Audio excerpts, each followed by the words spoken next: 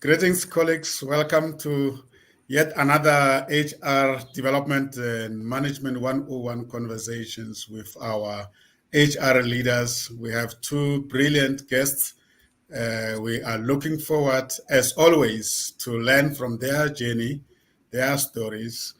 And of course, I'm with my three wonderful co-hosts, Dr. Kule, George Mutendazamera, and Boniwe Danster. They will introduce the guests to you. This show is built on the concept of the idea. We inform and entertain. We develop and educate. We empower and support. We associate and network. That is the idea.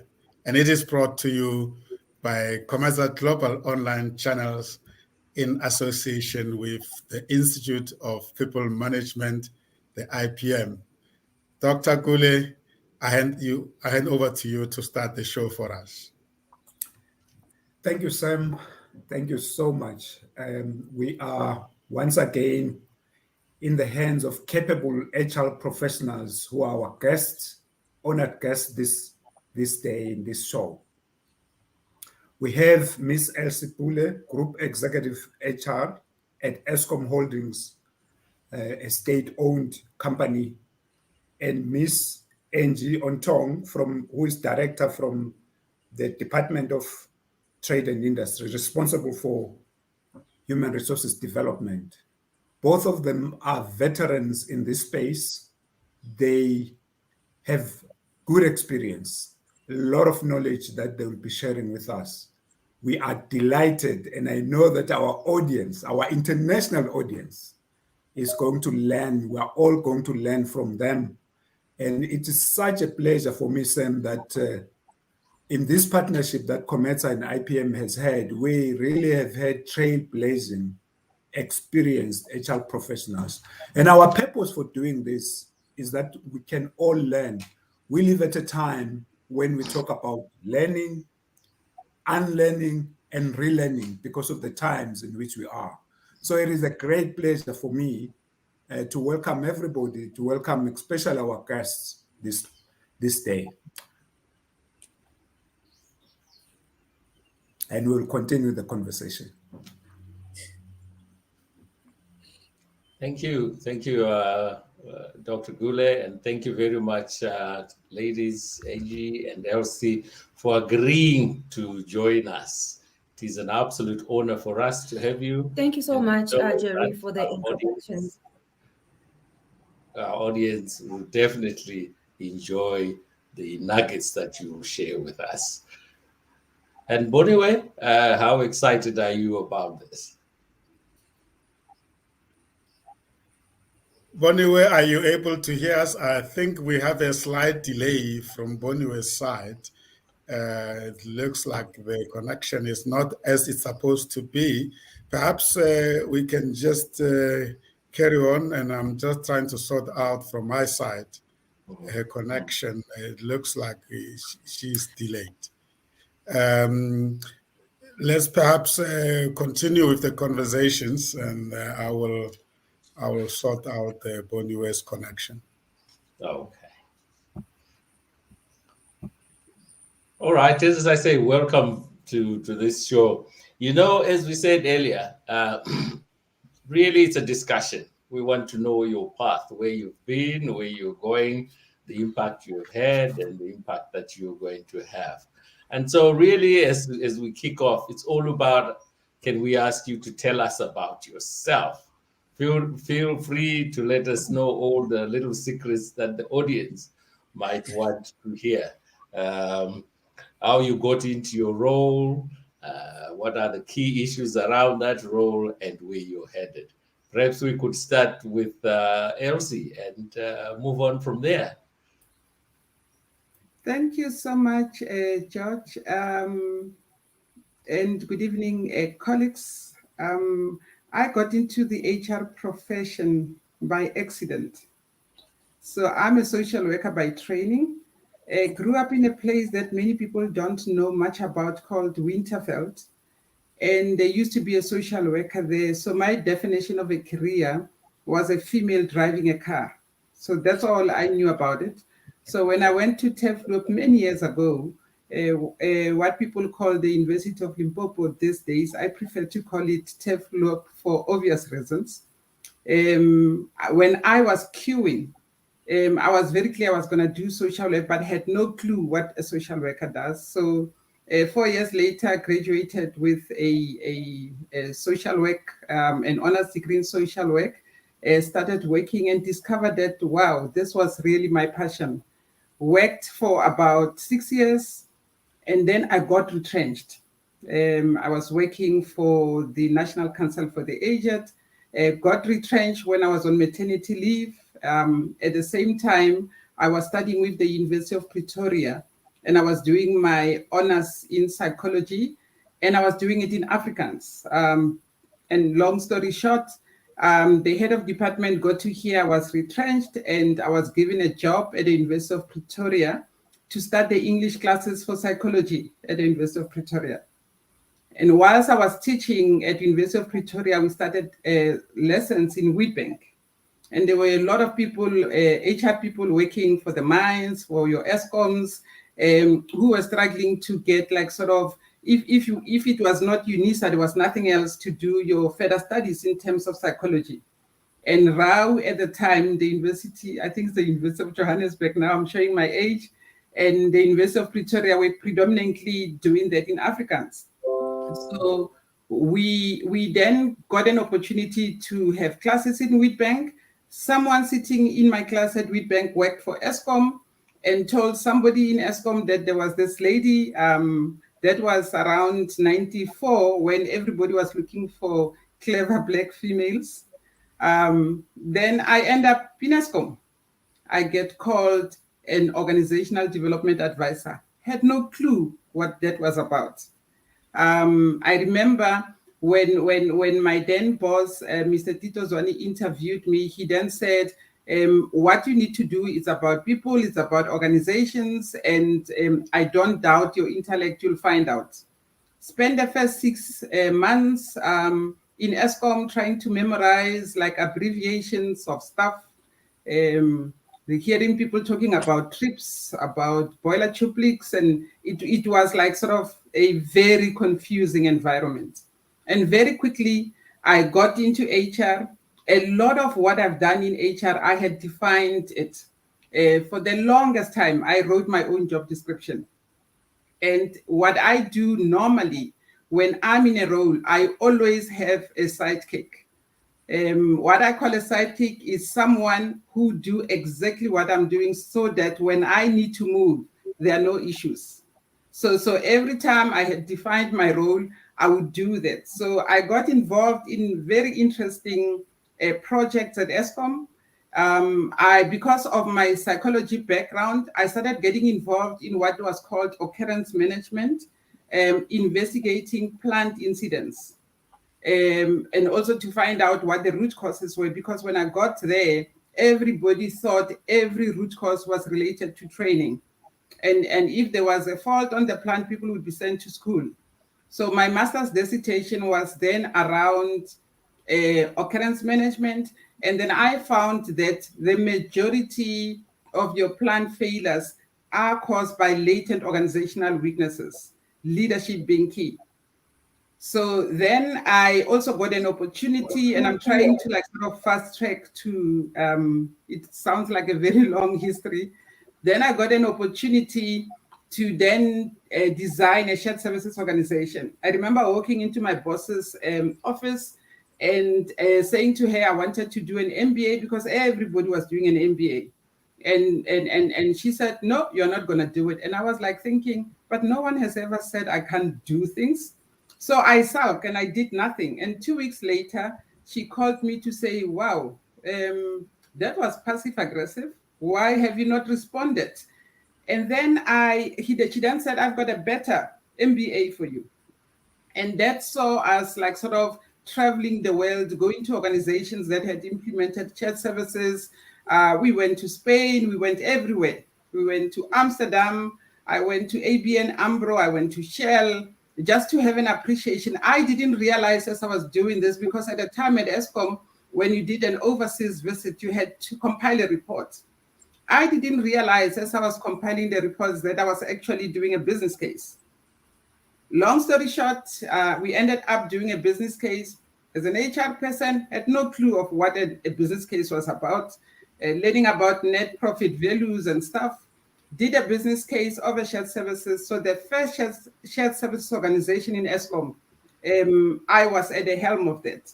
Then I went back to her to say, here's the organization. We went live the 1st of December 2004, and I said, here's the organization. And my boss at the time said, no, you are going to run your mess.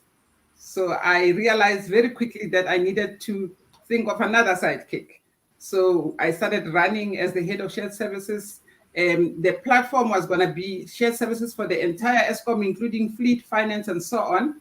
The rest of my colleagues were not as brave, so we started with HR, and then I ran it for about 3 years. And then once as I was running it, I already had a sidekick. Another opportunity for those my age would remember, we then had as GISA, and everybody was focusing on skills. And everybody was paranoid that all the skills were running away and so on. We needed to prepare ourselves as South Africa in terms of the skills. I started doing a project on skills. Whilst I was doing that, I got a call, and that's when Mr. Brian Dames was appointed, and I was appointed to come and do the turnaround. That was around 2008. Some of you would remember 2008 very fondly. That's when we were introduced to the word load shedding. I was then part of the team that was sent to Generation for a turnaround without notice. That was the first time that people were beginning to decide what I need to do. And very quickly I learned that as a professional, I'm going to allow the universe to use me. So if you ask me what I'm going to do tomorrow, I don't know. What I know, I'll be doing something great in the space of people management. Maybe I should stop at that point. Well, that's a long story short. Yes, thank you very, very much, Elsie. And Angie, your journey, please. Hi, have you got all day? It's been a long journey. I after matric many ancient years ago, I studied for a national diploma in executive secretaries with a string of other qualifications thereafter. Also got my MBA. I'm currently studying for my PhD in HRD, which is not an easy feat. Whilst working in a dynamic environment like the DTIC, which doesn't leave much room for studying. So I'll have to cram in hours whenever I could. The past 2 years was pretty hectic with COVID, with personal injury, with recovering, with a breakdown, etc., from work overload. So I've kind of picked up now. We've reached a point where it's business as usual, full steam ahead, with everyone able to work remote, online, etc. So going back to the starting point of my career, after completing my diploma, I lectured briefly at a KZN Technikon, then worked as an executive secretary for a German company until I secured a more permanent position in the banking sector. I started off my banking career in Standard Bank branch, also in KZN, but as a switchboard operator.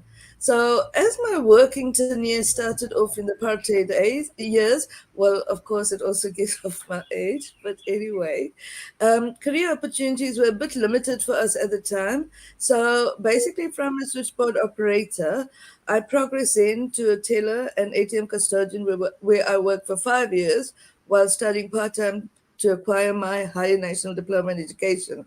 So in 1996, more opportunities opened up. So I was transferred to the head office in Joburg for a year in Simmons Street until I joined the Stanbic Africa team, first as a teller trainer, then training and implementing banking operating systems. So basically my creative juices started flowing when I realized that I thrived on learning new things, meeting new people across the African continent, enabling operational efficiencies, creating increased work productivity, enabling staff satisfaction, morals and retention, etc. So getting the staff trained, the systems fully functional, and the country in full steam operational at the end of our projects was most rewarding to me, basically as a person. So especially in 2000, in the year 2000, actually, um, when I had set up a training academy for two merger banks in one of the countries, the bank was not doing well financially, and some of the biggest challenges experienced was fear of the unknown, resistance to change in systems, merging with another bank, cultural differences, etc. However, by the end of the financial of the year 2000, the training academy was actually quite a big success, and both banks were thriving as one bank. Staff were happy, and the bank made profits of almost 80% from a bank that started on a nil balance. So this was one of my biggest accomplishments, where I realized again that I thrived on providing business solutions to business problems. My personal motto thereafter was to try and leave a legacy in every job I undertook. I learned that I enjoyed business process reengineering, writing processes, procedures, training materials. I also, in between all the chaos, I also managed to study my BCom degree whilst hopping in and out of planes from country to country. I was a rattle little busy bee in those days. Anyway, in 2001, I joined the auditing team also in Stanbic Africa, and worked in three countries, Tanzania, Kenya, and the DRC, which was an extremely volatile experience for me. But the auditing gave me another skill under my bonnet. But however, life in Africa was not always great, especially when you're missing home. I had malaria like 3 times, came close to kicking the bucket many times, had terrible food poisoning, fevers, etc. There was a period where I was airlifted straight into a Joburg hospital, almost on the deathbed, but managed to recover by the grace of God. Then, some of the man-made natural disasters started occurring. I was in Botswana when the Twin Tower bombings occurred, and that was a very scary experience because when we came to the hotel after work, I saw people gathered in the foyer watching TV, and I said, "Oh my word, they're watching this movie." Then when I get to my room and I switch on the TV, and I find, "Oh my word, this is all over the news. What really happened?" Until it sank in, and I thought, "Oh, this is crazy. This is absolutely uncalled for."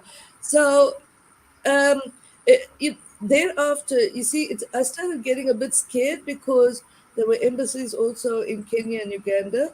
Now, these embassies were also targeted and bombed. It was really, really sad. And we just missed each country by a mile when bombings occurred. But when we returned to Kenya and Uganda, it was really sad to see my friends in the banks who were maimed by some of these terrors of humankind. Um, some of the faces still bore the shrapnel of glass that flew from the buildings when they exploded. So yeah, so it was really, really sad, and to also share the grief with a lot of people who lost spouses who were walking in the streets at the time those happened. Anyway, then to go on, I was in Tanzania when my favorite role model, Princess Diana, sadly left this earth, and this left me devastated. You all know who she is. But at the end of the day, hard work, sheer determination, and a need to help people basically helped me to survive and go forward. Later on in 2002, I was headhunted by Barclays Africa. I was appointed as a Pan African Procedures Manager. I was based in Kenya with an office in Johannesburg, reporting to the UK. So I was also managing service delivery for 15 countries. This was also for me a very rewarding and high profile position where I not only managed to add great value, but I also gained a lot of rich experience plus worked with great people across Africa and the UK. Sadly, in 2003, I was retrenched when Barclays Africa moved to South Africa and merged with ABSA. During this time, I lectured briefly for Gamlin in Zimbabwe. Thereafter, I joined FNB as an HR professional until 2007, when I was headhunted by Old Mutual Retail Mass Market and appointed a senior L&D manager in Durban. Might I add, F&B was good for me because I met my husband in 2006. He proposed 5 months later, and 15 years later, we're still happily married. Oh, well done. Yeah, he's the tower of strength in my life. You know, if I may just interrupt, there is something that I just want to ask the two of you. Both of you experienced retrenchment. Yes. And I just want to ask that experience, because particularly at this time, it's a difficult time for organizations. It's a difficult time for people. It's a difficult time for themselves. Angie, how did you deal with that when it happened to you? For me, it was, I felt like a failure. You know, I felt I had this powerful position where, I was working with 15 countries and, people in every country. And I created great relationships and friendships and, built set up the procedure rights unit. And suddenly everything came to an end. And I still had a lot of hopes and dreams of, taking the banks in Africa forward. So I felt deflated, stunned, shocked. You go through all the motions. And then after that, the anger comes in as well. But then you realize, you know what? You are not responsible for you being retrenched. A lot of my colleagues across Africa and the UK, a lot of expatriates were retrenched as well. So I was not alone. But I decided, okay, let me give myself a holiday. Myself, my mom, my sister, and an aunt. I took all 4 of us to Mauritius, had a great spree on my bed, and came back a pauper and standing back in the pension queue for the 200 a month. So anyway, I bounced back because you see, sometimes in life, if you allow life to get you down and you feel sorry for yourself, pity parties never work. At some point, you've got to try and decide what is important in your life. So for me, survival, is the fittest. I had a family, my parents, family to support, a whole lot of other aunts, uncles, and then I felt that I needed to be there. As long as they have that piece of bread to eat, I can go hungry. So I have to do something to make sure that the people around me were able to survive. So I got back on my white horse and then started applying all over. I managed to get a job at Damlin, where I lectured, at Zimbabwe. And then in 2003, December, so I was retrenched for about 8 months. In Damlin, I lectured bank credit principles and bank credit management for about a month, and then made about enough money to sustain me till December, when I got appointed, joined FNB as an HR professional until 2007. So, very interesting. yeah. Very interesting. And you, Elsie, how did you deal with that traumatic experience? So I was working for the National Council for the Aged, which is an NGO. And during that time, as you know, NGOs depend on funding. When my son was 4 days old, a messenger was sent to the house to come and fetch the car. And we started calling each other to say, they've taken the car, what's happening? Then we discovered we were being retrenched.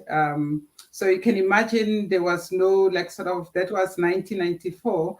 So there was no like sort of Labor Relations Act for NGOs or anything else. There was no union, there was nothing. So you could only talk to each other.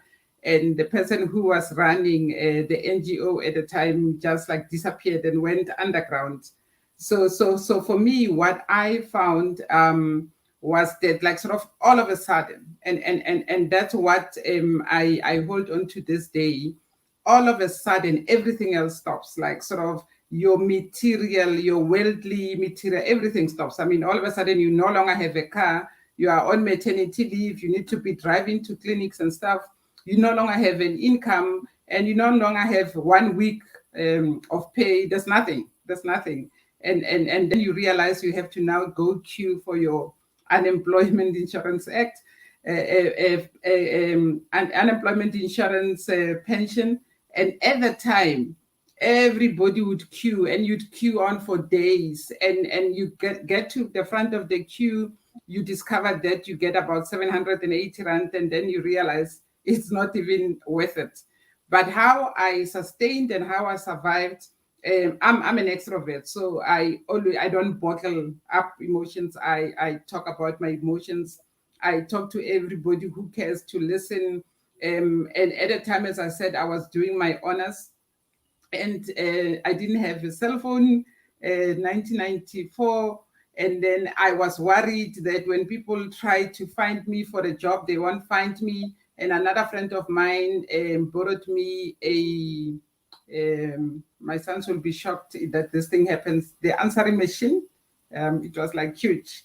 So when I had gone away, I had gone to the shops or whatever, at least somebody would like sort of capture the message for me.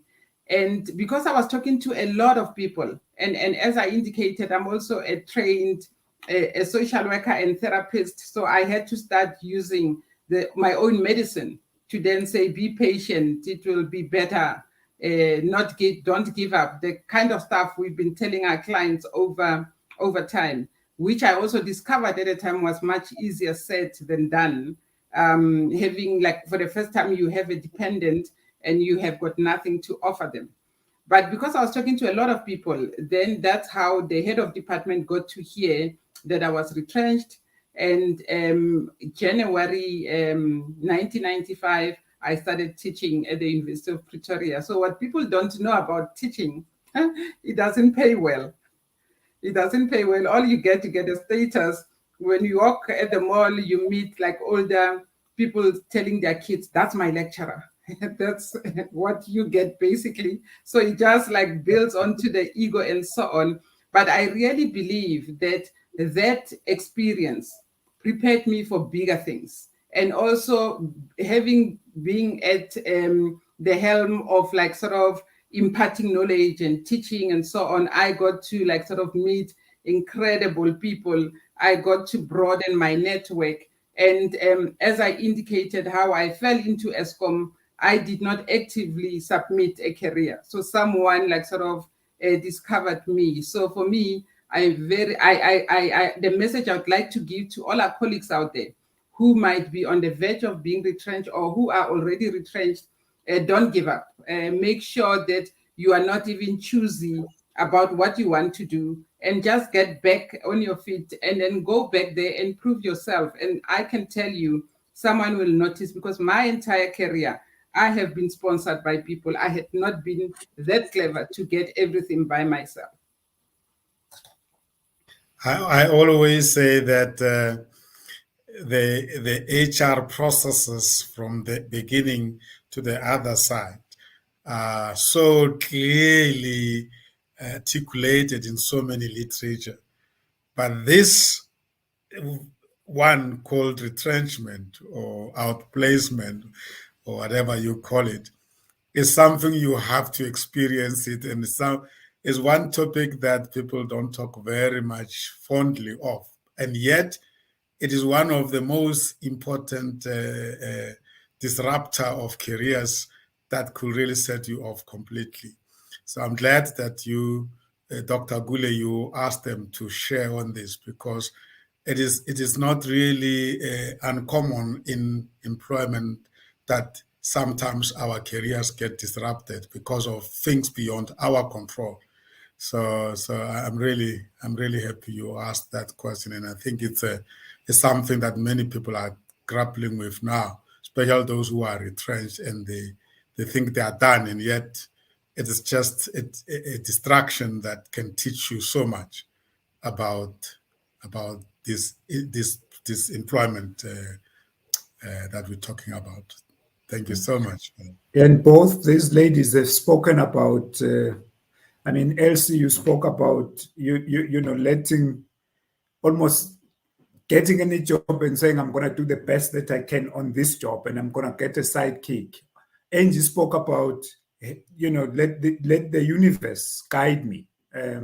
Your faith, you are all, both of you are talking about your faith, your spirituality, if I may say. How important is that? That in times of difficulty, there is that sense that you are not just floating, you are here for it. There's a purpose to your living, and you have to, Angie, you have to just allow that to roll out. How important is that? What can we learn from that?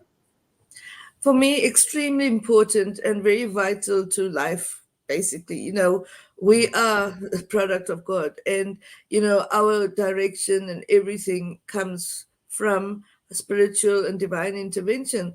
For me, divine intervention has played a great role in all my successes and failures that were taught to me as lessons. There were many challenges that I had to overcome. Being in, as I said earlier, working in Africa was not easy. Joining the public service was not easy. So there were many hurdles that I had to overcome. And also, as I was mentioning, if I go back to where it stopped in terms of when I was headhunted by Retail Mass Market Old Mutual, and appointed as senior manager in Joburg.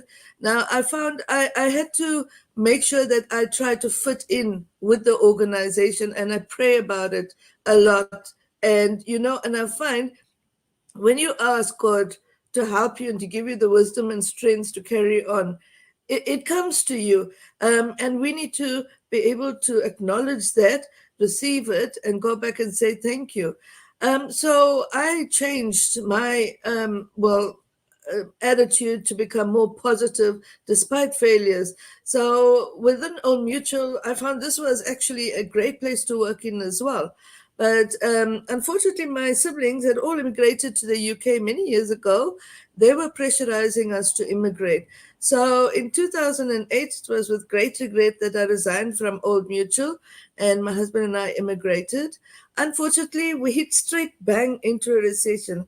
And you must know, from coming from a senior management level, where sometimes I felt like the queen of Africa, to right down to a situation where all the job opportunities that you planned before you left the country suddenly fell away. So to survive, my husband and I, we worked in call centers, did any other jobs that we could do. And thereafter, I managed to get a job as an associate director for a leadership development company, MLI. Then in 2010, I was headhunted by the National Treasury, which is when we came back to South Africa. Now, for me, again, divine intervention comes very strong to the forefront. Why? Because I felt like I had this calling. And I felt like God was saying to me, you know what, Angie? Your country needs you. You must go back, you know? And I kind of, funny enough, felt that, yes, I spent time with my siblings in the UK. I somehow felt that also I was born and bred in South Africa. And I felt that I need to give back something to my country. I need to come back and make it work. We're still a developing country. So for me, I prayed a lot about it. And then we decided, okay, let's come back to South Africa. So it was tough settling in, especially with the World Cup soccer and, you know, all the chaos that emanated during 2010. So Treasury put us up in a place in Hatfield. for a while until we managed to get accommodation. But then on the work side, I found that being in the public sector was totally different from being in the private sector. Despite many challenges, I found, okay, that maybe my calling had some great significance to it, because I found here was a place that I could add a lot of value. And I somehow felt that God wanted me in the public space for a while. So with a lot of prayer, divine intervention, sheer hard work, and determination, I became innovative, creative, and solutions orientated. I started designing and developing loads of training material, facilitated training, and managed training. So I really wanted to take the National Treasury to another level, more in keeping with the private sector, basically in terms of operational efficiencies, etc. And for me, due to everything being so process orientated, I realized that this was stressing me out big time. So I decided, okay, let's bring out the fourth industrial revolution with a loud bang. People were laughing at me and, skeptical and say, you know what, don't bring in your private sector ideas into public sector. It'll never work. You can try and try, but you'll never get anywhere. But anyway, I persevered. So I was also quite skeptical initially about buy-in, because, it was just people just working to do the job. And the harder you work, there's more processes, more red tape, more bureaucracy, more fraud, more corruption, more everything. So for me, I started identifying what are all the gaps and the challenges, and did a lot of root cause analysis. So in my spare time, I started mapping out all those processes. I started writing out business cases, transcripts, work streams, and job screens on how to basically optimize work processes digitally for greater operational efficiencies. So with spiritual orientation, I managed to design an HRD website on a test database, which IT was very kind enough to let me have, considering that they're very territorial. Nobody in IT likes to mess with their systems. But anyway, they gave me an opportunity, and that was when I was hugely grateful to them. So I managed to play around with this, developed an online training application system, online stakeholder management engagement, created online stakeholder engagement, online approvals, uploading procurement documents, etc. Then with a project team of myself and an IT technician, he helped me. We started developing the points using SharePoint services. Once, you see, I found that it's very easy to talk and talk and talk until you get tired of talking, and then you forgot what you spoke about, and then the delivery doesn't follow thereafter. So I decided, okay, let me change my tactics, because in previous situations I felt as well that buy-in doesn't happen unless you have something tangible to show. And this actually goes back to our school days, when we were given small projects like a show and tell, for instance. You go and you research something, or you draw something, or you design or develop something, and you present it to the classroom. So I applied that same methodology. And then when I presented to the powers that be, I was so surprised that we got instant buy-in. So then we managed to implement the system. So a project which I gave myself 3 years to do, we completed in 6 months. And now it's a huge success. The whole HRD application system, the website, the training programs, everything is online. And I'm not sure if by now any other government department has replicated, but at the time it was the only one of its kind in government. But my vision and aim is at some point to look at those government departments that are struggling with huge processes and try and bring in similar online e-learning development methodologies to cut down on numerous time-consuming processes, and try and make things work simpler, better, and faster. So anyway, shortly after joining, after I've done what I needed to do in HR, after setting up the HR unit, I joined the Office of the Accountant General as an FMIP 3 director. The European Union was funding South Africa for financial management improvement projects. So this was with a budget of 20 million euros, 200 million euros. So again, it was a case of sink or swim. And again, I called upon God. Again, with plenty of divine intervention, I wrote a business case, did a lot of business process re-engineering, wrote job and work streams, obtained a test database, played around with it.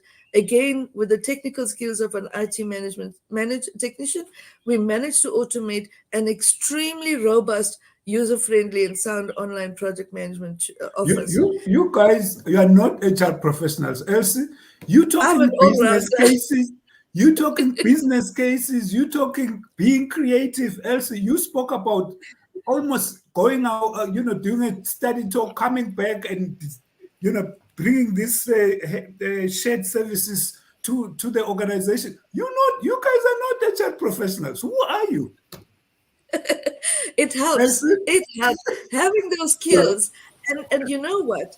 When you get given any type of, and now because of my days in Africa, 8 years working across Africa, training and development and implementing banking systems, I learned a lot about software and hardware and became more creative in terms of how can we look at existing processes and turn them into online, easier, simpler processes. So that skill is extremely important when it comes to HR management and HRD, human resource development, because for me, it enables me to identify all the gaps, to identify root cause analysis, to be able to see where we can add value, where we can capacitate and identify skills, gaps in skills, knowledge, behaviors, competencies, and where we can actually provide business solutions to business needs. Now, in terms of these projects, all the stakeholders were able to see how many projects were started, which were in process and completed within budget costs and estimated timelines. Now, in a lot of government projects, there's a lot of fraud, there's corruption, there's bribery, there's money gone missing, tenders, we watch it every day on the news. And so with this system, there are built-in accountability, responsibility, stakeholder engagement. All the sponsors and all the stakeholders responsible for the project had to sign online. And every cent of the 20 million euros was accounted for, both in local and international currency. So the 200 million could easily be accounted for.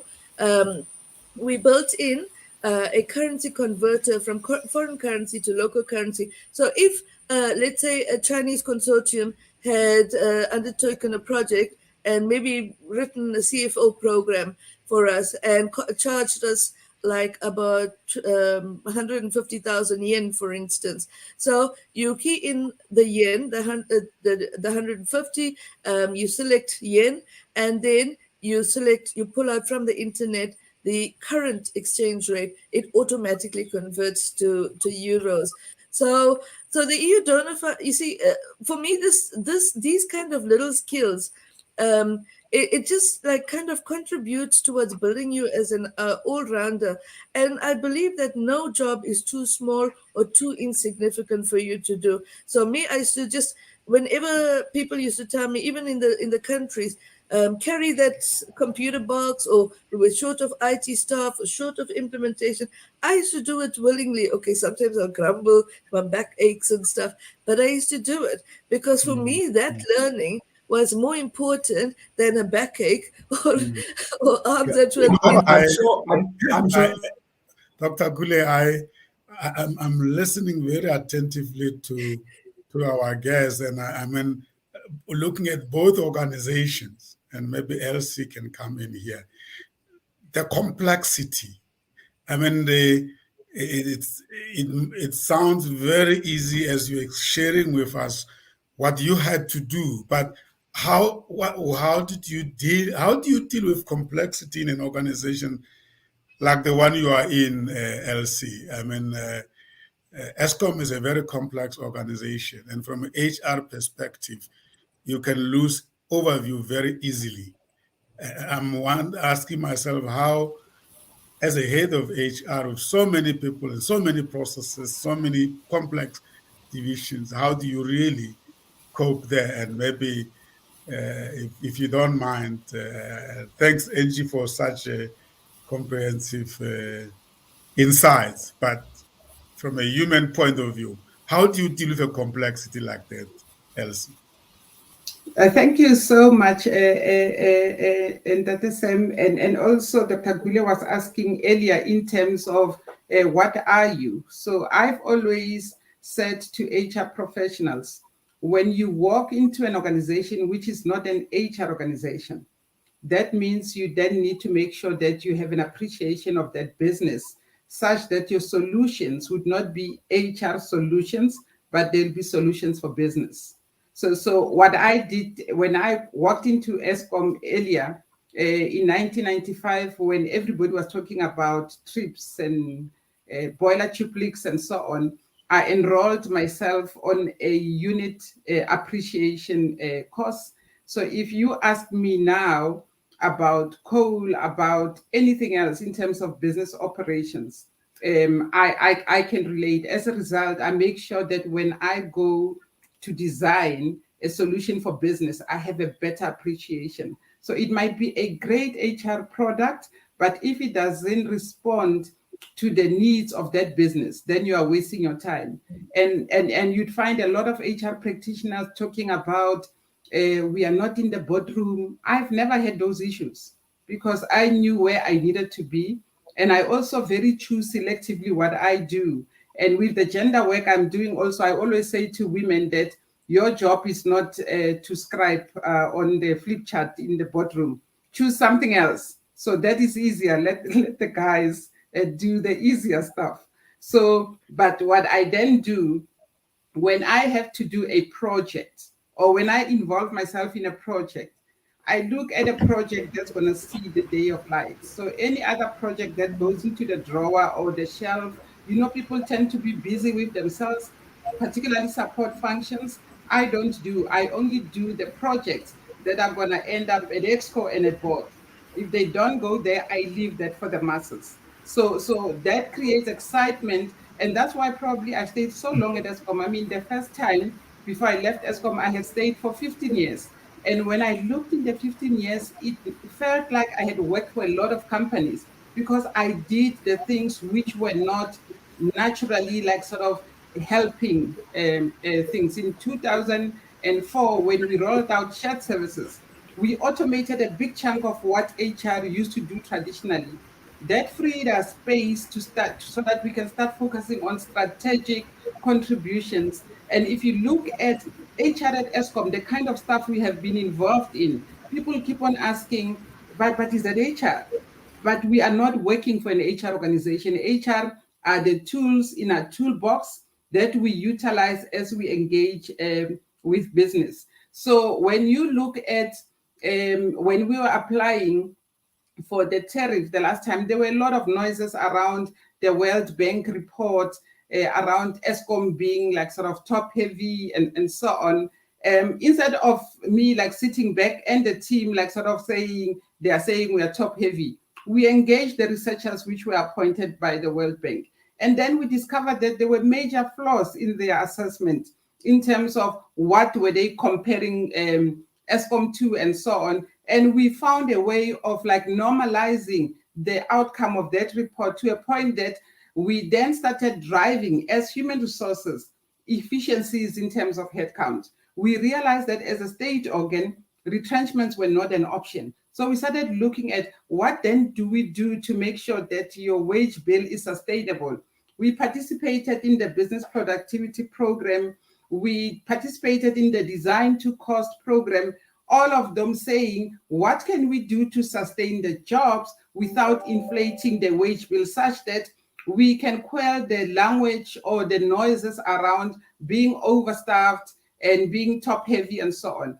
We then worked on numbers. We had a business case, a very clear business case. If you look at the corporate plan today, you'd realize that the people chapter is not about the obvious stuff that we do in HR because those are a given, but it's about how can we make Eskom better? How can we make sure that at a country level, we sustain the jobs? Because if you look at the state organs and government departments, we can't be excited about retrenchments because private sector is not creating the jobs that we expected to be created. And having worked for the taxman, I'm one of those to say, If the more of us work, then we can pay the taxes, and then we can deliver on health education and so on. So my role as a human resources director in a state organ, it's about making sure that we sustain the jobs, we contribute to economic development and advancement. So whatever solutions we come up with have to matter at a country level, but not just for the HR department.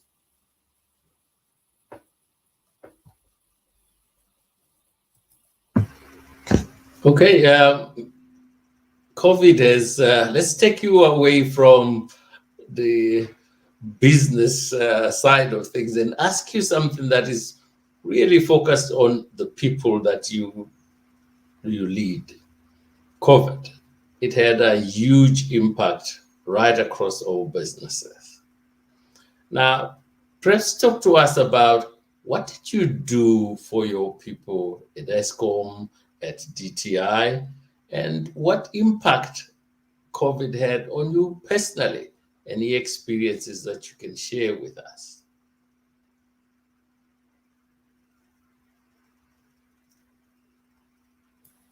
Okay, I was smiling because I thought Angie was gonna go first. So for me at Eskom, the pandemic became an HR risk.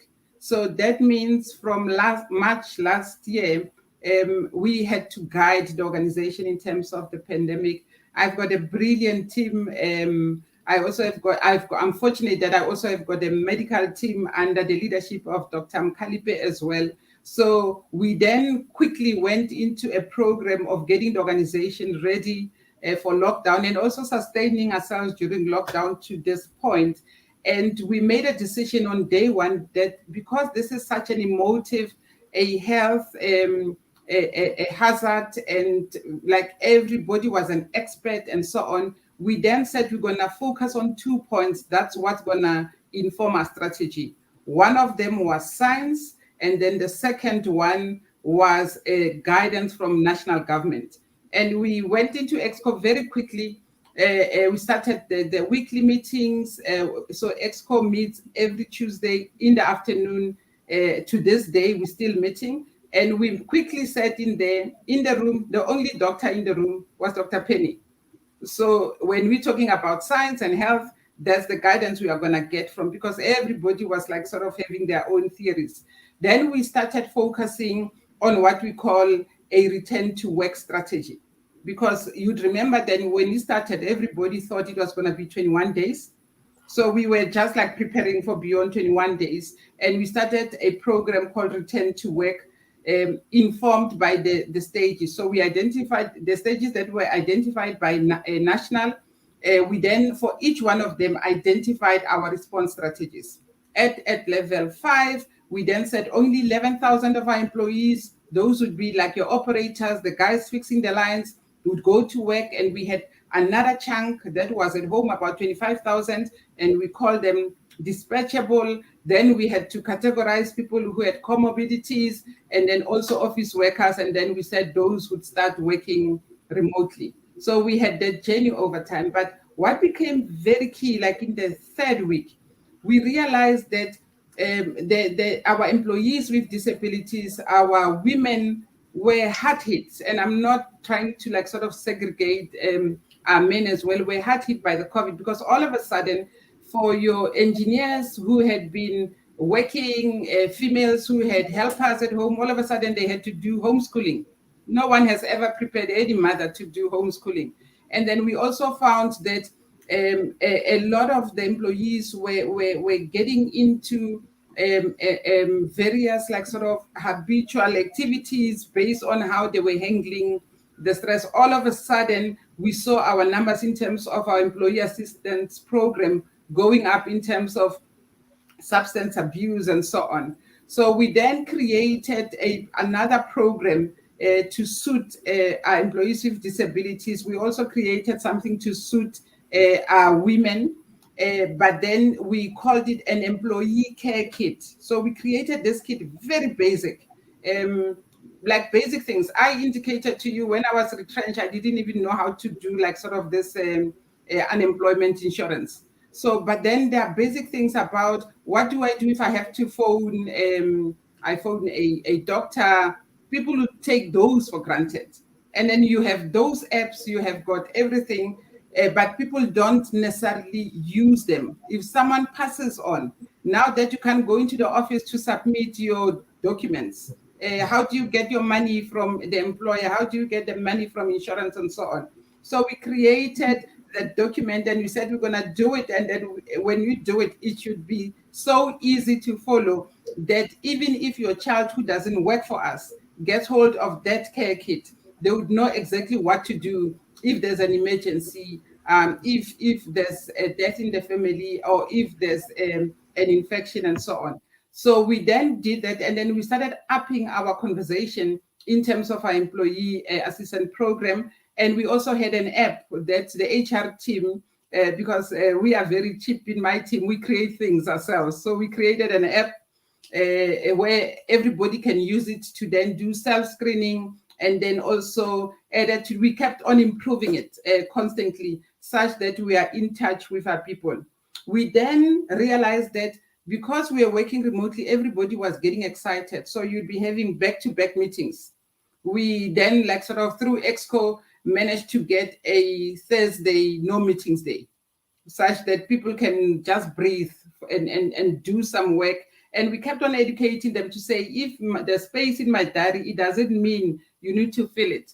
We need to still make sure that people are able to interact with their people. And between myself and the CE, we started emphasizing what we call boots on the ground. And we were saying to people, even though there's lockdown, you still have 11,000 people out there. Make sure you're in touch with them. So, and between him and I, we also tried during lockdown to go to some of the sites and make sure that we are present and visible, so that it doesn't look like if you are higher, when you are at Exco, you can stay safely in your house, and your operations or your operational guys should be out there risking their lives and so on. And then we then made sure that on the safety side, we were non-negotiable. On the safety side, on the PEE side, and then I remember Dr. Penny saying, we are not going to go on tender for this. We are going to make sure that we piggyback on existing government programs. We don't have time for drama. So all of that was done centrally. And then towards the end, we then made sure that we have vaccination sites. We applied for accreditation. We're currently running 8 of them for not only our employees, but our contractors and their families, to make sure that we create a safe working environment for our employees. Okay, finally, what percentage of your workforce would you say has been vaccinated?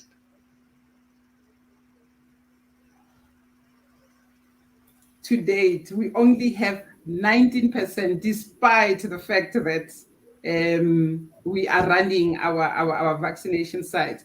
But the irony of this is that the contractors who used our vaccination sites, they are on 80%. So, but we have a low number. So 2 weeks ago, we recalled all our staff back to work, because if you look at level 1 and our return to work strategies, we have no scientific reason to keep anybody at home. And that is whilst on parallel, we have a business case that has been approved for future work, but then we didn't want to cloud the two because they are not the same. So on the pandemic side, we have recalled everybody to work, but we have given them 2 months to be phased in as we get the workplace ready. Between myself and the CFO, we were very excited with this, and we started getting rid of some of our lease agreements and other buildings and so on. So the fact is that we will not be able to accommodate everybody who comes back. So today I'm going at Exco, we're hoping that we will decide on the implementation plan for our approved hybrid working model. Thank you, Elsie. And Angie, the Department of Trade and Industry? Yes, similarly to a lot of what Elsie has said, we also implemented at the DTIC. You see, although initially terrified of COVID myself, especially when watching the news and, you're seeing people drop down like flies in other countries, there are a lot of fears and uncertainties and wondering whether you are next or who's next and how are we going to survive, is this world coming to an end, etc. So all of these kind of fears affected all of us, and most importantly, a lot of our teams as well. And we had to start very quickly realizing, you know what, we are human and these feelings are natural. So we need to put in place measures to try and combat our fears, number one, to try and live with this thing called COVID, this pandemic that, seemed to have been man-made but uncontrollably spreading around. So what can we do to ensure that we have business continuity? So I try to push aside my own fears and do whatever is necessary to try and ensure business continuity. And this meant engaging more with our stakeholders, our managers, having more frequent meetings, etc. Now, luckily enough for us, we started earlier with all the necessary preparations, whilst other countries were still COVID-ridden. We managed to put in, place safety measures, risk mitigating factors. We have some strong management teams within the DTIC that did whatever we could in the face of this adversity that we were thrown in, and to try and turn negatives into positives. So during around Jan, Feb, March, before the 27th of March or something to that effect, when the country was shut down on national lockdown, we tried to make sure that we had all the necessary tools of trade. Our IT department was fantastic. Our wellness and safety teams and the building asset management services teams were all truly commendable. Now we have a clinic in the DTIC, which is manned by our director, ODNT, and her team, and, a sister there and a doctor on call. So immediately, we ensured that the spacing requirements and all the requirements of COVID were being met, from staff entering the building to signing the books to making sure they sanitized to ensuring everyone wore masks. The DTIC even gave out masks. Now, we are guided by the DPSA in terms of return to work, working hours, etc. And according to the DPSA stipulations, 5% of the workforce must be at work all the time. So which means we had to juggle teams around to make sure that we don't exceed the 75%. Was a bit difficult, but initially, you see, most people who were able to work from home. We took the comorbidities very seriously as well, because we aim to have a caring environment.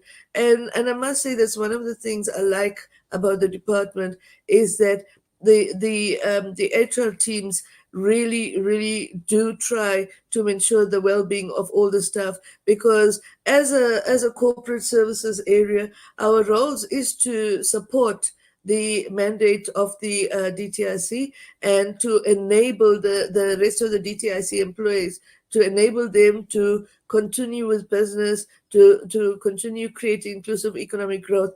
I mean, our country was already stumbling before the COVID, and after the COVID, things just got from bad to worse. So basically, the DTIC is in a stronghold position where they are directly responsible also for inclusive economic growth in the country, and trying to ensure that all business operations run smoothly was a huge challenge at the beginning, but admirably, with the strong people that we have, with dedicated workers at the department, we managed to become seamless in terms of our service delivery, and as well as trying to keep staff,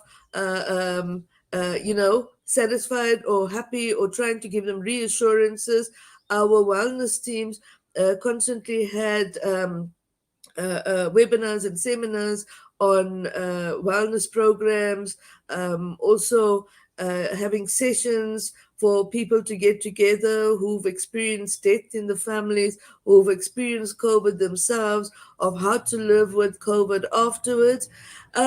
So it's a lot of initiatives were put in place and still are running at the moment And we've now reached a stage where almost all employees, if given another hard lockdown, will be able to work naturally from home.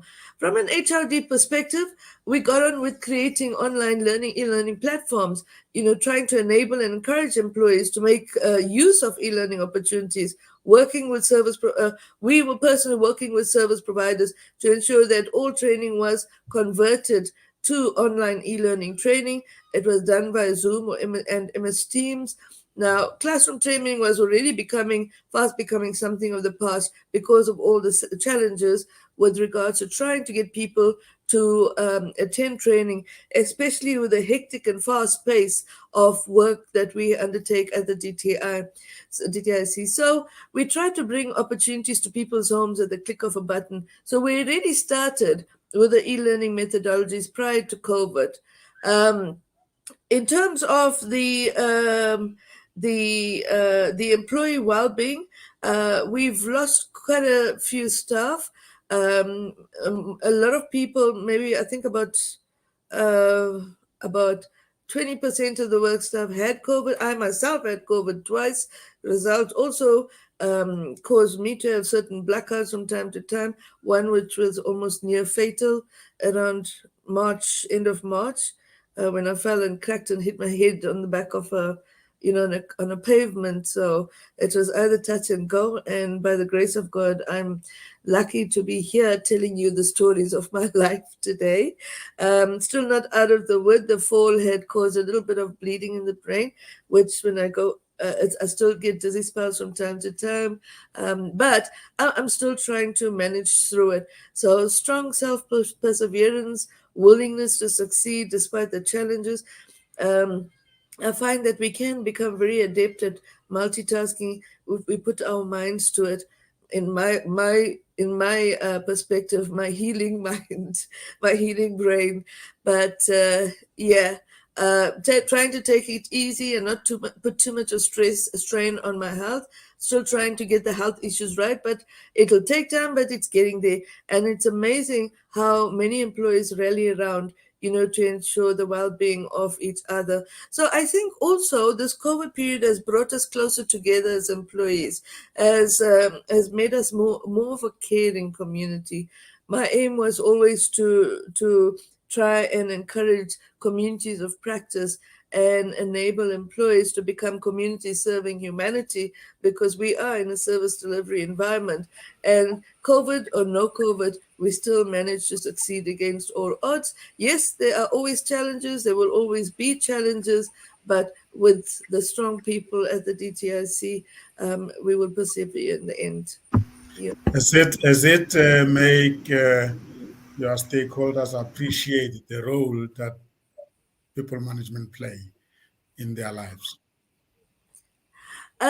It's hard really to say unless they tell it to us, but yes, I think our internal stakeholders are more satisfied and happy that they're able to attend training online whenever they are able to, given the hectic time schedules, that they're able to do it in their own time at the click of a button, instead of going to the office, having physically sitting in a classroom, and the eliminating the scares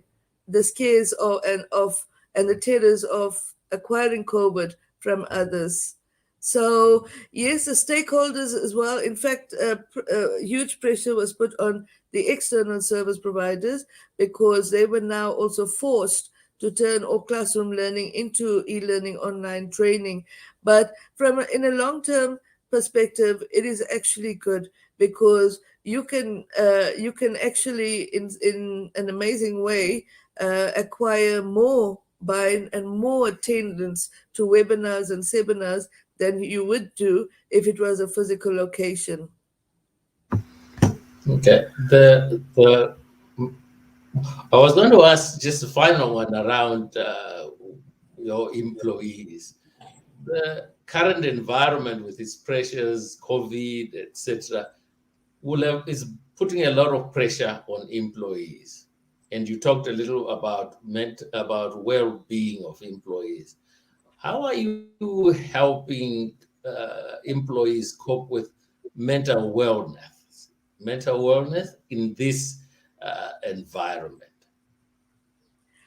As I mentioned earlier, the counseling sessions that we have, change management sessions, creating little communities, groups of employees with similar occurrences and tragedies in the home environments, and listening to one another describe their experiences and sharing from it, and basically creating a shared grief platform which enables them to deal better with any future challenges, and also helps them to become stronger in the workplace.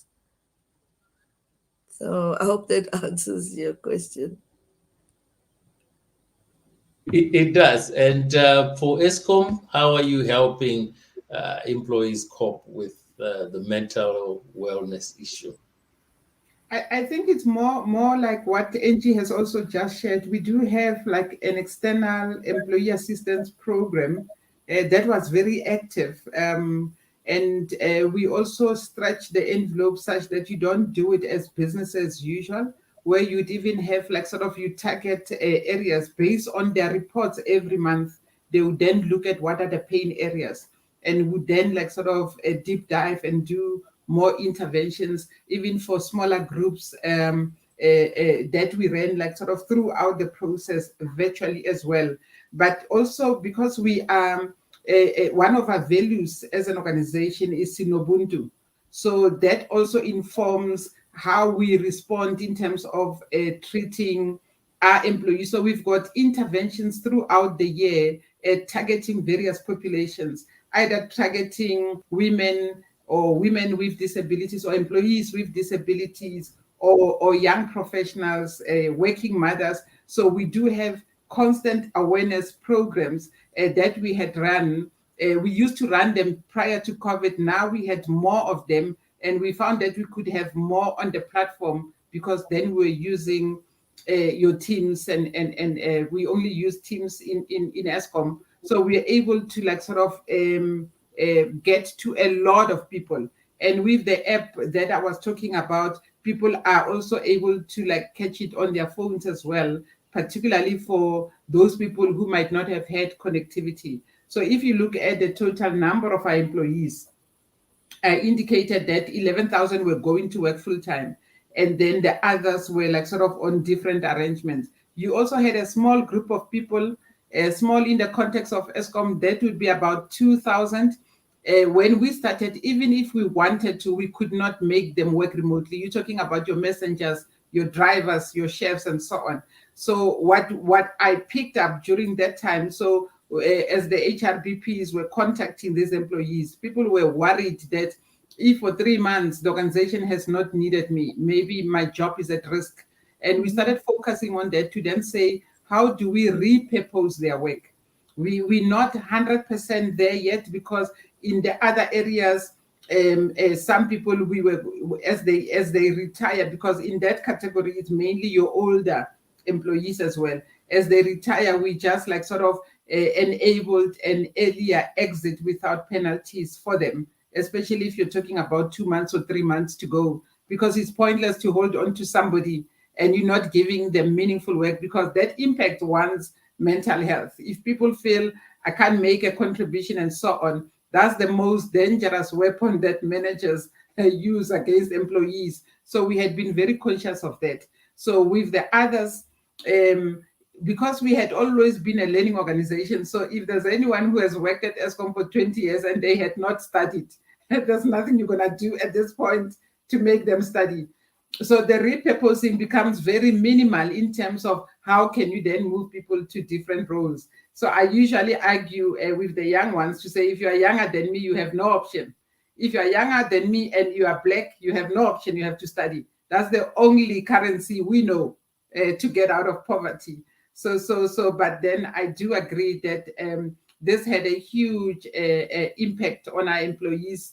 We also were very happy to see with the EAP report, the utilization had gone up during COVID. which gives us an indication that people are not sitting there with the problems without doing anything about it. I want to ask my fun questions before you guys before we move to the. Dr. Pule, if you don't mind, can I just make a quick follow-up with Elsie? Okay, if you cool. don't mind.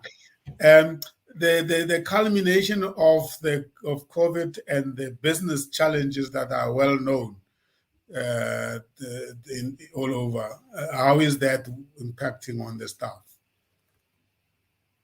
So at Eskom, if you work in generation, when you talk to the generation staff, they'll say to you, some people will say the blood is blue, but others they say I've got pulverized fuel in my bloodstream. So when things don't go well, and Dr. Pule has been at Eskom several times, you'll find that people take it very personally. So the kind of person who works at Eskom, I believe, can be hired anywhere in the world, but they choose to work at Eskom because they believe their contribution makes a direct impact to society. We have great people. I mean, we've got academics, we've got engineers. I'm the sole voice that does not agree with this whole issue around the exodus of skills. We've got great people there. They wake up every day to come and make a difference. I mean, if you look at some of our young power station managers, they don't even go home until the units are back. That's how personally they take this. So when you go to our gas turbines like at Angerlecht, once the turbines start running, the staff gets very depressed because they know what it means. They know you're going to be burning gallons of diesel and so on. So I suspect they stay there because they want to stay there and they want to make a difference. So if you look at the challenges that we've had, I mean, we come from, prior to COVID, we come from a bout of the commission, the Zondo Commission. And every day, an ordinary Eskom employee watches TV and they see all these things that apparently happened under your watch and you're not even aware. So then COVID happened. And now we had recurrent load shedding happening. So you can imagine what's on the shoulders of those people. As I tell you, our power station managers, they meet every morning at 5 o'clock in the morning. And I've tried to discourage that. I don't support that because it's not healthy. But a lot of them are then saying we need to start a day knowing which units we're going to bring back. And people are like, and they continue like myself to wear the Eskom logo because we know we will turn this around somehow, but we're giving it our all. So from what you are saying, SM, is that what we are doing from an HR point of view, we realize that they are heavily laden. So as a result, we are pushing the support as much as we can. When we had the changeover of the supplier of our EAP, we had like an events launch to make sure that people understand how they can access help, and also make sure they can like get help from their phone, and make sure that on the line you make sure that they download the app, because you don't know when you're going to need help, and assuring them that it's also confidential, because you still find people who are skeptical to say who else will know about my problems and so on. And now going into the week, this week we're doing a lot of sessions in terms of gender-based violence. We have seen a number of cases increasing on that platform during lockdown as well. So this year, we're starting this week with the talks, but we're doing it differently. We're going to have small group discussions and get the women to like sort of talk amongst themselves, because sometimes when you go through problems, you think you're alone. But until you start meeting others and listening to also what they do and so on, you probably would respond much better to those situations. But the issue around the mental stuff, I think it's big. And what I see is probably just scratching the top.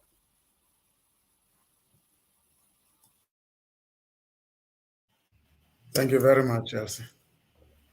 Yeah, thank you. Yeah, I mean, a young person listening to you, knowing how your career started and where your careers are now, some of the things that you have had to deal with, both of you have had to deal with some really serious challenges.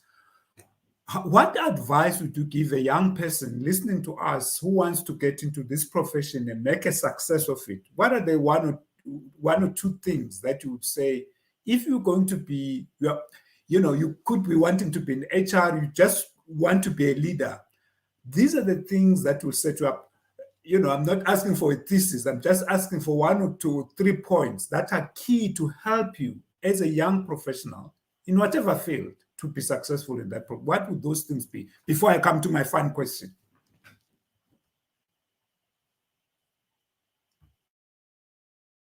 I'll start with Angie. Angie? Okay.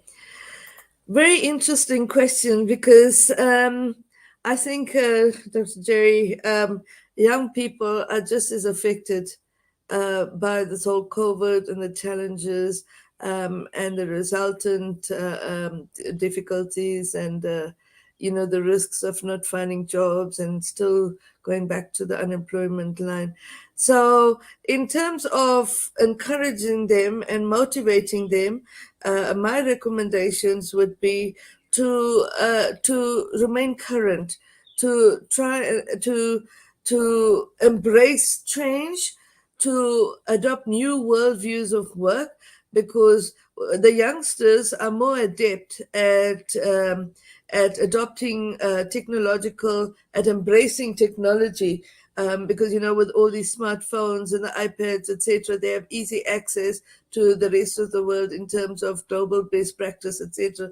So them keeping abreast of what is happening, remaining positive, trying to better themselves, doing the best they can in school, understanding that their parents have a very difficult role with trying to manage their fears as well as their own fears as well as those of their kids, to try and adopt role models from people that are successful, and try and emulate themselves towards wanting to do something with their life and make a difference with their lives going forward, and not to basically just join the toy training, the rides, etc., etc. So basically, in terms of ensuring that they secure their future, it's, as a president had once said, reading in his 2019 speech, it is so important to read, because the more you read and understand things, your intellectual builds up, your academic, it gives you more background and more, how should I put it, knowledge towards studying academically, and it gives you more of a feel in the workplace. Try and make yourself employable. Try and go to companies, offer your services for in-service training, even if you don't get paid for it. Just try and get as much practical knowledge as you can. Remain positive, remain creative, try and collaborate with others, learn how to communicate properly, work ethically, become a capable and skilled person within your own rights, because one can do it. Life is hard enough without the COVID, and we all have to start somewhere, and it depends on our perseverance and our need, because not all of us are born with a silver spoon in our mouth. Not all of us are rich. We need to start somewhere in life, and our cognitive capabilities and capacities start from early years, from childhood years, developing towards high school years, and then from high school going into tertiary institutions, developing your academic knowledge, applying it into the practical workspaces. So it is difficult, yes, for the youth, but the youth can also learn from the older generation. And my vision is, like, in terms of youth development, is try and blend the old and the new, because if we look at it really, who are going to teach the youth if not for our people who are already skilled, who are already working in these jobs. So basically, the youth for the skills for the fourth industrial revolution they need to have is survival of the fittest and the willingness to work. And attitude changes are very important. Urgent upskilling, reskilling, and cross-skilling required for higher education and adult learning. Basically, education, training, and skills development should speak to an increasingly technology-driven economy. And this will be more easier for the youth because their minds are still young and agile and adept, and they're more prone to learning new things. Focusing on what are areas of their passion, what are the areas of what are the strengths, and adopting areas like technology, science, engineering, maths, digital literacy, etc. And as Steve Harvey once said, the road to success is always under construction. Finding out that you are not an expert in everything, acknowledging it. You see, when a person thinks, oh, you know what, I know everything, you end up knowing nothing. Yeah. Yes. Yeah. Thanks, Angie. Thank you. Elsie, you have worked with leaders and you know this thing about leadership. And I put the same question to you. A young person, aspirant leader, aspirant professional, what is it that is going to set them up for success?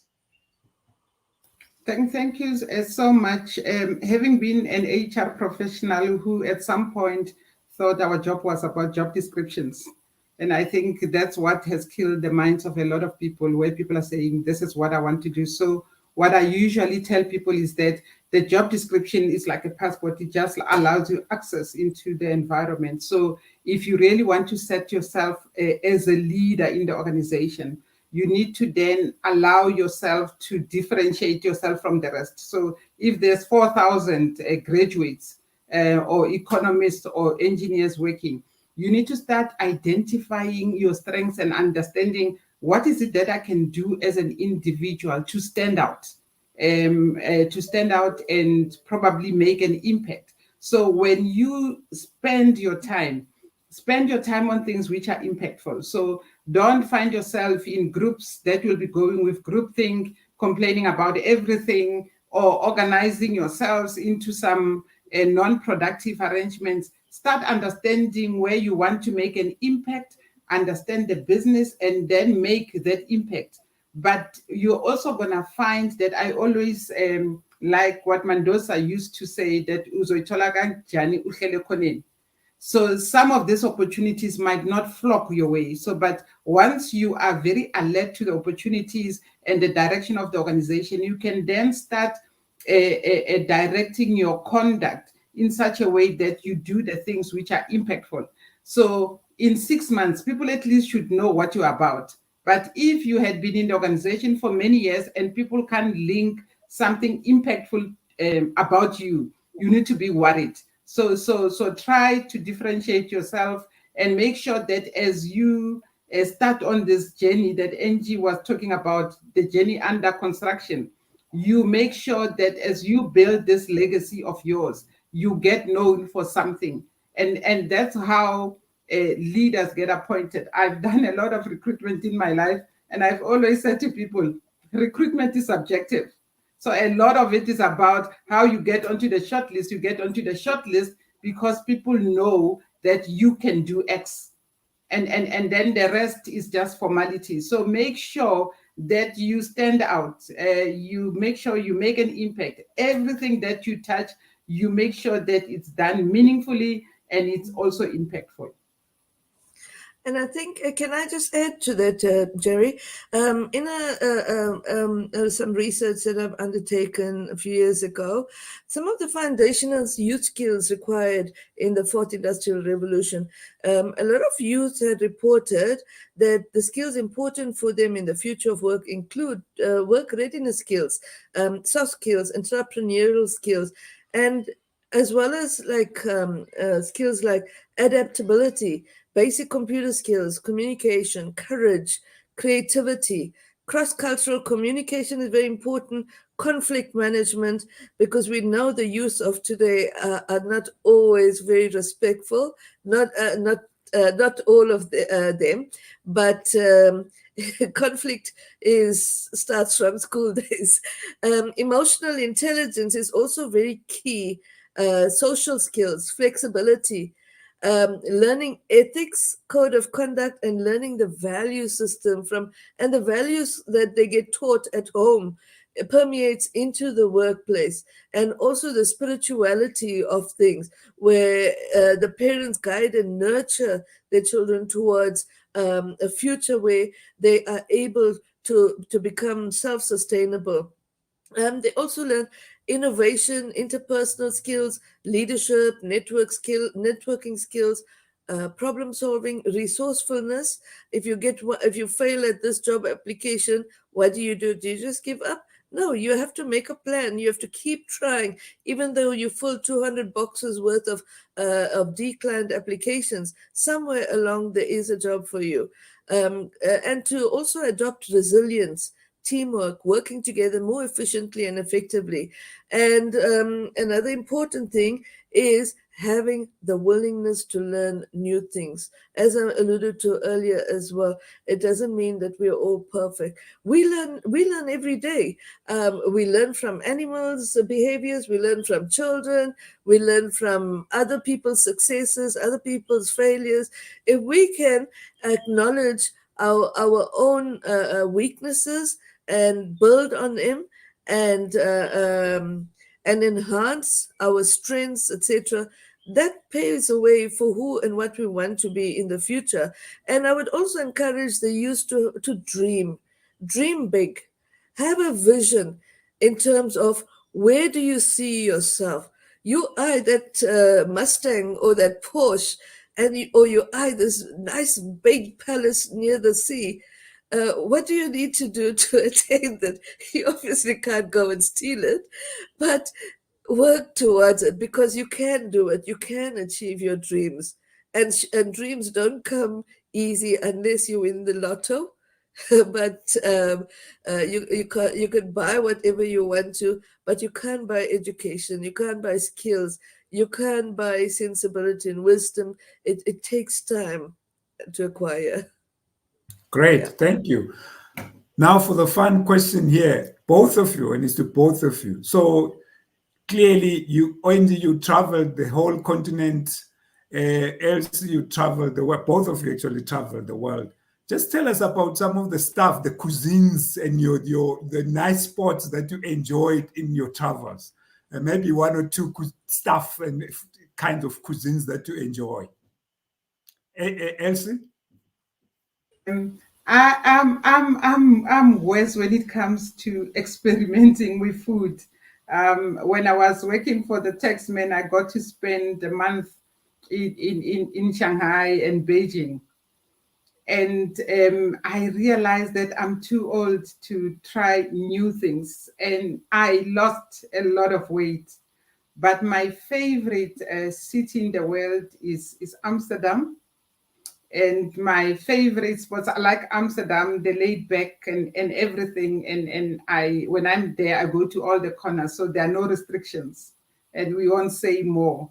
But what I like about the food there is like you can get anything that a girl from Winterfeld would like sort of appreciate. So you don't get too stuffed. But my favorite is basically Malale Mogodu. That's my favorite. You can give that to me anytime. Okay. Thank you. Okay. I hear you. I hear you. All right. Angie, what you haven't, I mean, you told us that you had food poisoning and all these things, but tell us about your favorite spot where you didn't have any food poisoning. Well, the favorite spot in Africa was in Kenya. It's called the Carnivore. I'm sure you've heard of the Carnivore. They've opened one here as well in Joburg, Mildersdrift. Now, when we were located in Kenya, and I spent also a year in Kenya when I was with Barclays, but prior to that with Stanbic Africa, I loved it.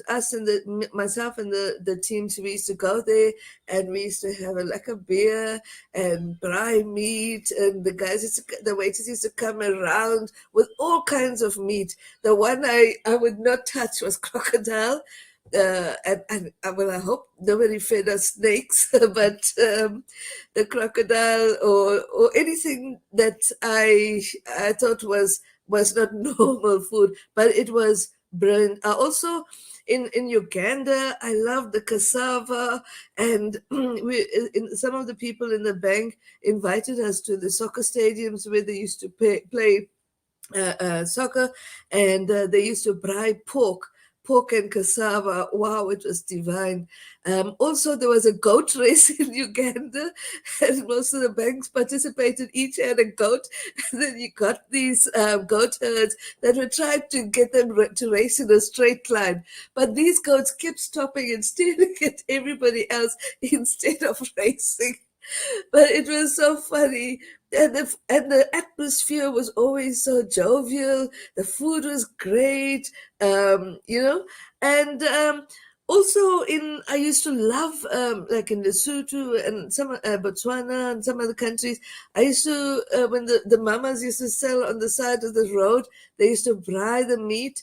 So I used to stand in the queue and buy from them some pap vlees, spinach, and chakalaka. Enjoyed the chakalaka as well.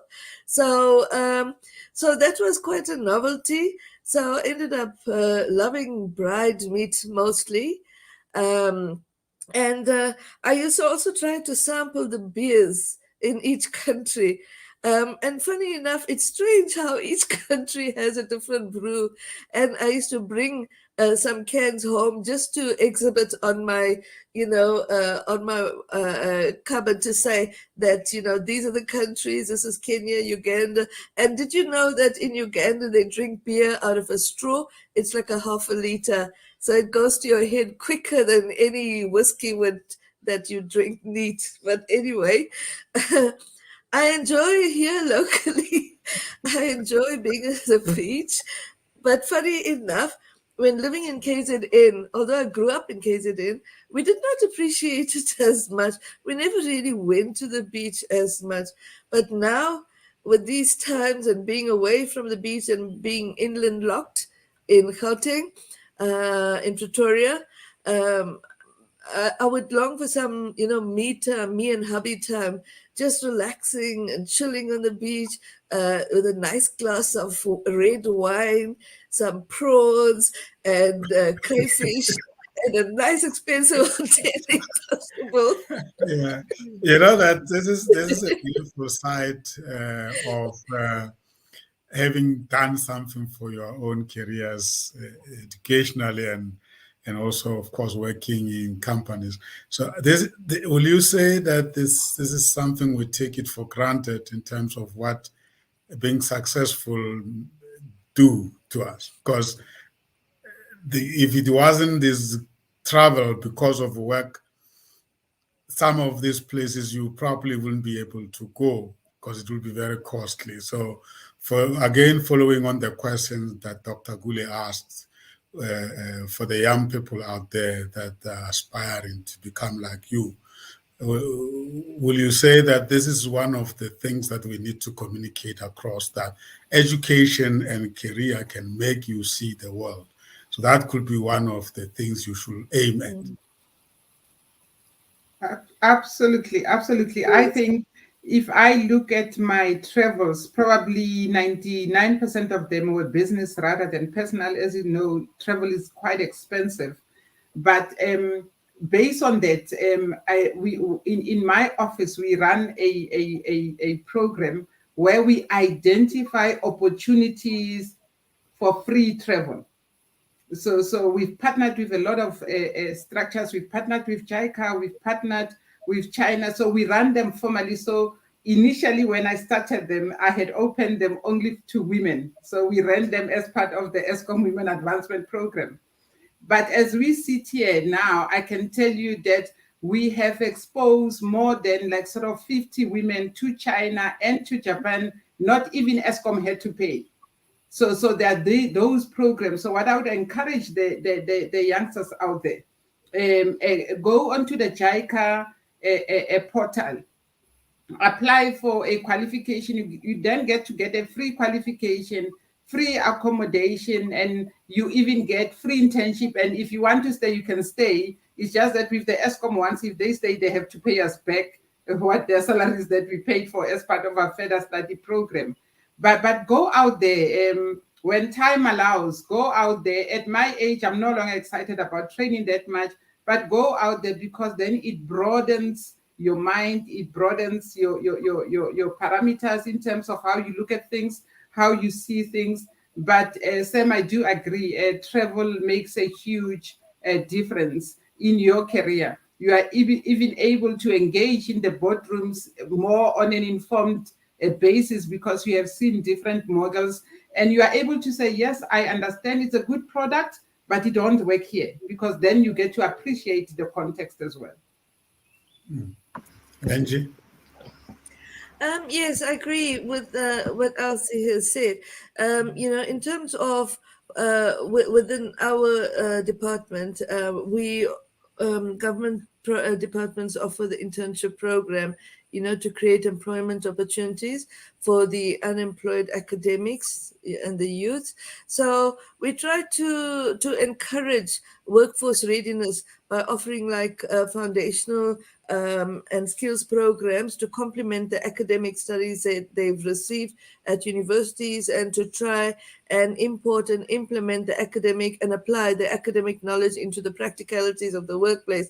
So it's basically from a foundational to individuals' entry and ongoing success in the workplace, which ranges from initial job search to maintaining continuous employment. So we have an internship development program which supports the youth in finding and securing employment and succeeding within the workplace. And some examples of this workforce readiness program is like literacy, numeracy, digital literacy, resume writing, self-presentation, time management, professionalism, etiquette, social norms, etc.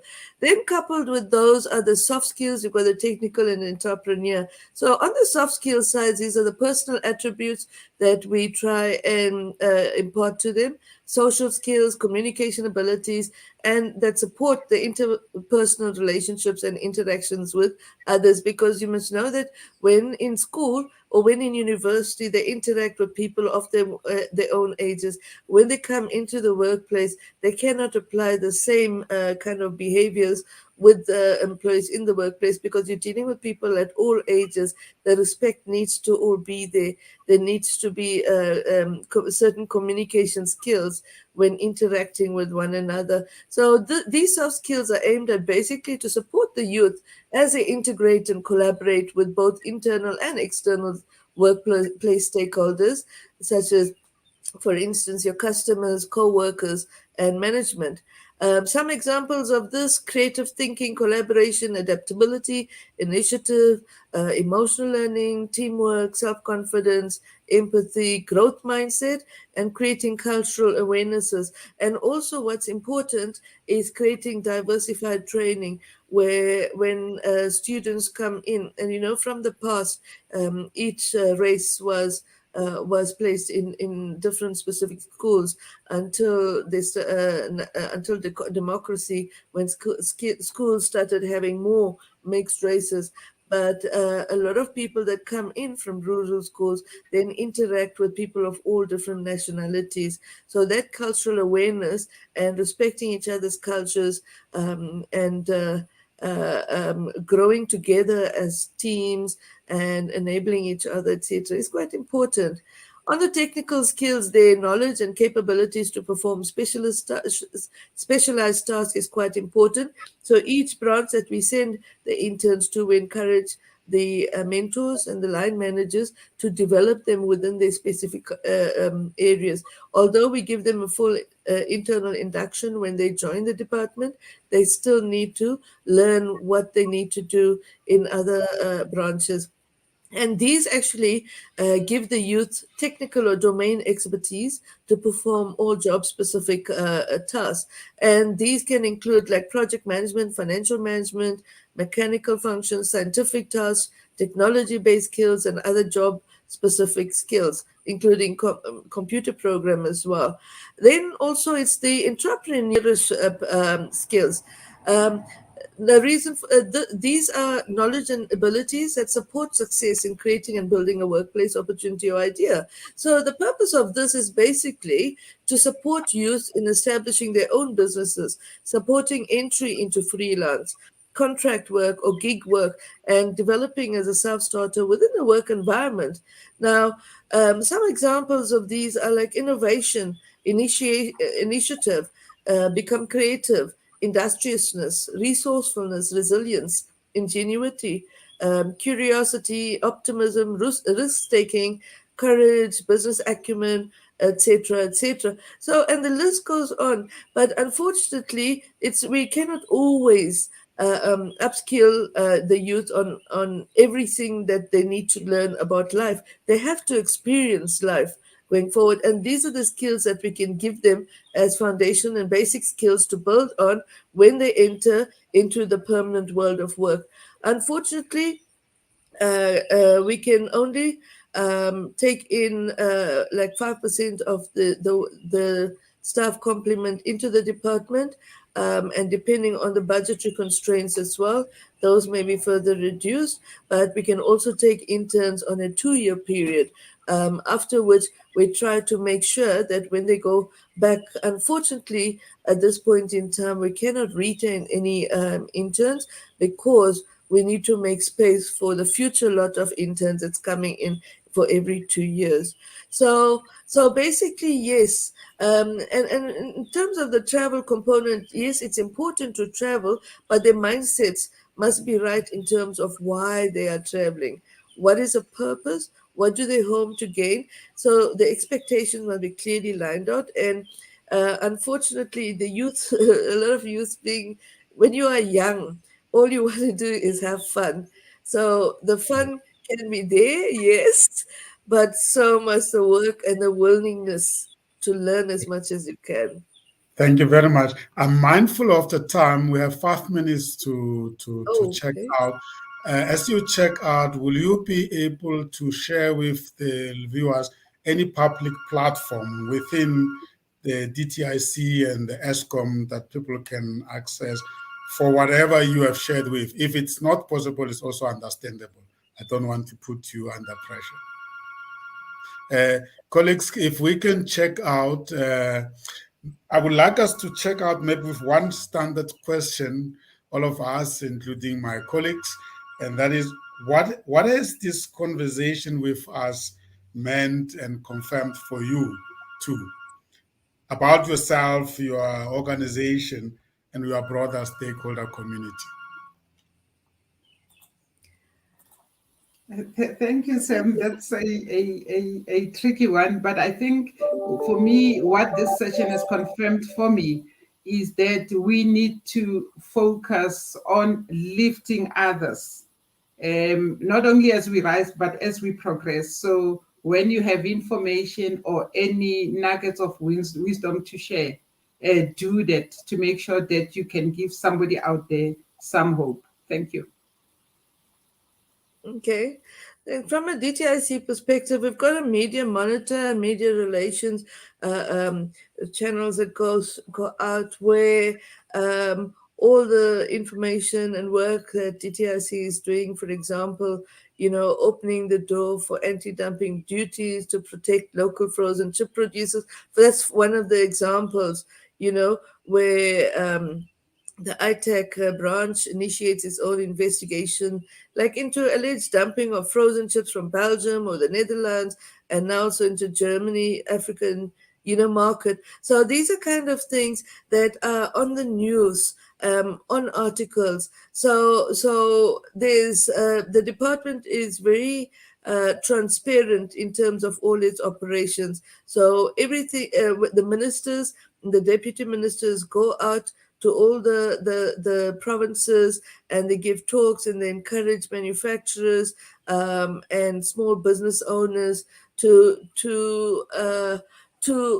promote, to develop, to become creative and innovative, and build up on their businesses. And they offer the grants and incentives and awards to fund such businesses as well as the film industry. So the DTIC has a lot of initiative and incentives and media publications that I would say that that the public out there to keep abreast of what is actually happening from a trade and industry perspective that government is doing to build the economy and to create inclusive economic growth. The information is there. Beautiful. My colleagues George and Dr. Gule, what has our guest taught us during this conversation? And of course, your closing remarks as well. We appreciate it. Yeah, for me, I think just getting to know what is happening behind the scenes, the work that's going on, the dedication and commitment in both sectors. I was particularly pleased to hear of what you're doing with the youth, etc., in DTI. And for Eskom, the commitment of people being up in a meeting at 5 a.m. in the morning. That's stuff we never get to hear. And therefore, what this meeting has done is kind of opened my eyes to some of the things that are happening. And that what we see and the things that the outcomes that we see don't quite tell the full story about the commitment and passion behind it. So thank you, ladies, for showing that to us and sharing that with our listeners as well. Thank you very much. Yeah. I echo exactly what George is saying, that we really have learned a lot, things that we didn't know. I've learned about the two of you. I know you for a long time, but I've learned a lot about, your own work ethic, your own approach to life, and I really appreciate it. And I appreciate the fact that we, in the times in which we live, in the experiences that you personally have had, Angie and Elsie, that you are still here to share that knowledge. This, what you shared with us is so valuable. I also just like your spirit and your just allowing yourselves to be tools for a purpose. I really appreciate that you're not the kind of people who say, no, that's not my job. What we've learned from you is, that's why I was saying earlier, you guys are just not HR professionals, but you are in the HR profession and you are doing fantastic work. I do think that these two institutions, which are critical for the economy, the development of this economy, that from what we are picking up from you, the future is still bright, even though we may be experiencing challenges today, but the future is bright. Thank you. Thank you very much. Thank you. Yeah. Yes, Angie. Thank you very much for giving us this opportunity. Initially, it was a bit of a daunting, looking forward to something like this because I thought it was just a radio show. But anyway, I found it enjoyable and great meeting you, Elsie. I think we did meet once before, although we haven't spoken to each other. But I would also like to leverage off you and we can keep in touch. And thanks, Dr. Jerry Gule and Sam and George. You've really made me feel comfortable and open up and speak freely. So thank you for that. And thank you for having us on this platform. Beautiful, beautiful. Thank you very much. From my side, I really enjoyed the business side of your stories. We often say that HR is there because there is a business. And when you hear HR leaders articulating business interventions and engagements the way you did, I think it says to potential HR people out there that it's not just about job descriptions, Elsie. It's bigger than that. That for me was quite amazing. And then, of course, the way you arrived in HR, it was not a straight route. You had certain ambitions earlier on in your career, but HR found you, or somehow you found HR, or somebody in HR found you and thought you could be a very good HR person. And that shows that if you make yourself available, people will find you. People will identify your talent. I think that's the message that is coming through your stories. And as Africans, we do tell stories. And I think that is a weapon that we must use more. I mean, and I think the platform was there for you to do that. But I think we must create opportunities for people to tell their stories, because it's in their stories that people that come from where you come from can relate. Thank you very much. And I think you've also taught us that there are great careers in government departments and the state-owned enterprises. And then when we talk about business, we include those as well. And I think today you have been great ambassadors of state-owned enterprises in the form of Eskom, which everybody knows. We are all shareholders of Eskom as citizens and users of electricity, but also the Department of Trade and Industry and Competition. Thank you very much. We enjoyed it. This was our monthly HR development and management conversation show, the show that honors and celebrate our HR leaders, that is brought to you by COMETSA Global Online Channels in partnership with the Institute of People Management, IPM. Thank you very much. You take care until we meet again. You can stay in the studio while we're saying goodbye to our